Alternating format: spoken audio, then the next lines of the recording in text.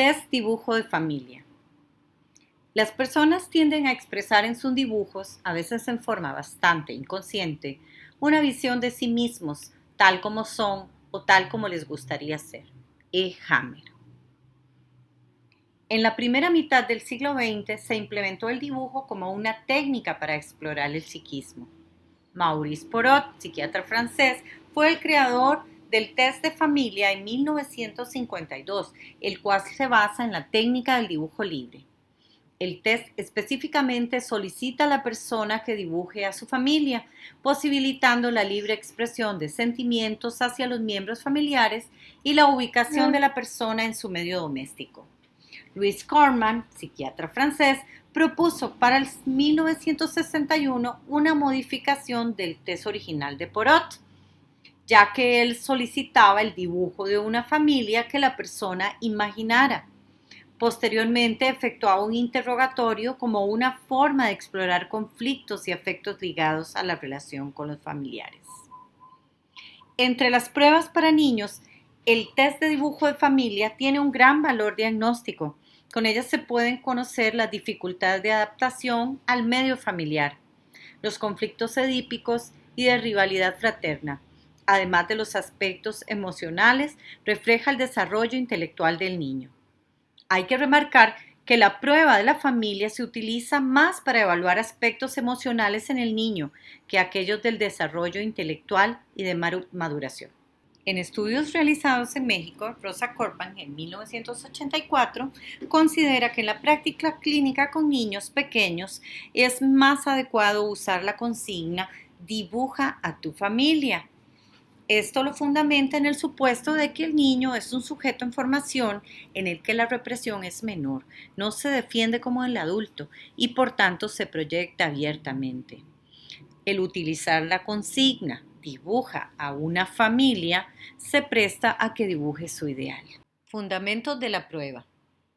En la prueba familia se ponen en juego de manera muy marcada los aspectos emocionales. Esto puede dar lugar a que al comparar el dibujo de la figura humana con el dibujo de la familia de un mismo niño, pudiera parecer que este último es de un niño menor o más inmaduro, sobre todo cuando el pequeño está pasando por una situación crítica debido a factores internos, como la presencia de elementos psicopatológicos en el desarrollo o externos como la separación de los padres. Se ha observado cómo al interpretar el dibujo de la familia de un niño, hay que tomar en cuenta la etapa de desarrollo cronológico en la que se encuentra, así como la fase del desarrollo emocional desde la perspectiva psicoanalítica. En el dibujo de la familia se manifiesta con claridad la dinámica triangular en la que el niño se estructura como sujeto. Se le da entonces una importancia básica a la dinámica edípica.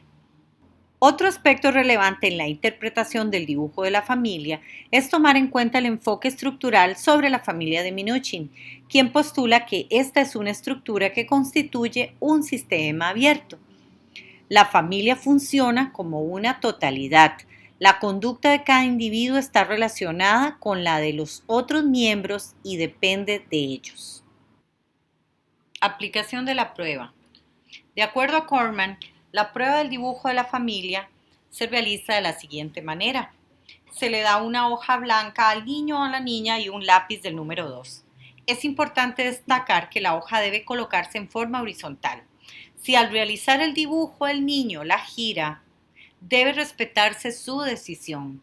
La indicación es: dibuja una familia o bien imagina una familia que tú inventes y dibújala. Si parece no entender, se puede agregar: dibuja todo lo que quieras, las personas de una familia y si quieres objetos u animales. No se permitirá que el niño o niña se auxilie de otros instrumentos, como por ejemplo una regla o una moneda. Al terminar de hacer el dibujo, se le elogia y se le pide que lo explique. Corman recomienda que se haga una serie de preguntas como: ¿dónde están? ¿Qué hacen ahí? ¿Cuál es el más bueno de todos en esa familia y por qué? ¿Cuál es el menos bueno de todos y por qué? ¿Cuál es el más feliz y por qué? ¿Cuál es el menos feliz y por qué? Es importante también conocer el contexto en el que se aplica la prueba, pues cualquier dibujo del niño tiene un valor transferencial cuando se aplica en una situación clínica individual y tiene, por tanto, el valor de un mensaje dirigido al psicólogo. Debe anotarse además el orden de aparición de los personajes, las tachaduras, las dudas al dibujar, así como los retrocesos. Interpretación de la prueba. Corman interpreta el dibujo de la familia con base en 4 planos: el plano gráfico, el plano de las estructuras formales, el plano del contenido y la interpretación psicoanalítica. Empezaremos con el plano gráfico. Este se relaciona con todo lo concerniente al trazo, como es la fuerza o debilidad de la línea, la amplitud, el ritmo y el sector de la página en que se dibuja. Según Corman, el trazo fuerte indica pulsiones poderosas, audacia, violencia, y el trazo débil puede indicar delicadeza de sentimientos, timidez, inhibición de los instintos, incapacidad para afirmarse o sentimientos de fracaso. La amplitud del trazo podría hablarnos de expansión vital y fácil extraversión de las tendencias, y los trazos cortos pueden indicar una inhibición de la expansión vital y una alta tendencia a replegarse en sí mismo. Otro de los aspectos es el ritmo. Es la frecuencia con que el niño tiende a repetir los trazos simétricos en todos los personajes. Esta tendencia rítmica puede convertirse en una estereotipia y significa que el sujeto ha perdido una parte de su espontaneidad y que vive apegado a las reglas. Y por último, en este plano tenemos la sección de la página. El sector de la página que se utiliza para dibujar se relaciona con el simbolismo del espacio. El sector inferior de la página corresponde frecuentemente a los instintos primordiales de conservación de la vida. Corman señala que esto puede asociarse con depresión y apatía. Y el sector superior se asocia en general con expansión imaginativa. Corman piensa que es la región de los soñadores e idealistas. El sector izquierdo puede representar el pasado y quizás sea elegido por sujetos con tendencias regresivas. El sector derecho puede corresponder a metas en relación con el futuro. Y por último, los sectores blancos tal vez se asocien con prohibiciones. Plano de las estructuras formales. El plano formal toma en cuenta la estructura de las figuras, así como sus interacciones y el grado de movilidad en que actúan. Las estructuras pueden catalogarse en 2 categorías: tipo sensorial y tipo racional. Los niños que hacen dibujo de tipo sensorial por lo general trazan líneas curvas y expresan dinamismo de vida. A estos se les considera espontáneos y sensibles del ambiente. Y los del tipo racional dibujan de manera más estereotipada y rítmica, de escaso movimiento y personajes aislados. Los trazos que predominan son líneas rectas y ángulos. A estos niños se les cree más inhibidos y guiados por las reglas. Plano del contenido o interpretación clínica. Corman piensa que la prueba del dibujo de la familia es una tarea esencialmente activa. Nada se le impone al niño, excepto los límites que le traza la consigna. El sujeto, al crear el dibujo por sí mismo, representa en él el mundo familiar a su modo, lo que da lugar a que las defensas operen de maneras más activas. Las situaciones de ansiedad se niegan con énfasis y las identificaciones se rigen por el principio del más fuerte. El autor considera que es necesaria una práctica prolongada para interpretar los dibujos, porque ver muchos casos clínicos y comparar muchos dibujos entre sí facilita la interpretación de nuevos casos. Como regla, el dibujo debe interpretarse primero en un plano superficial.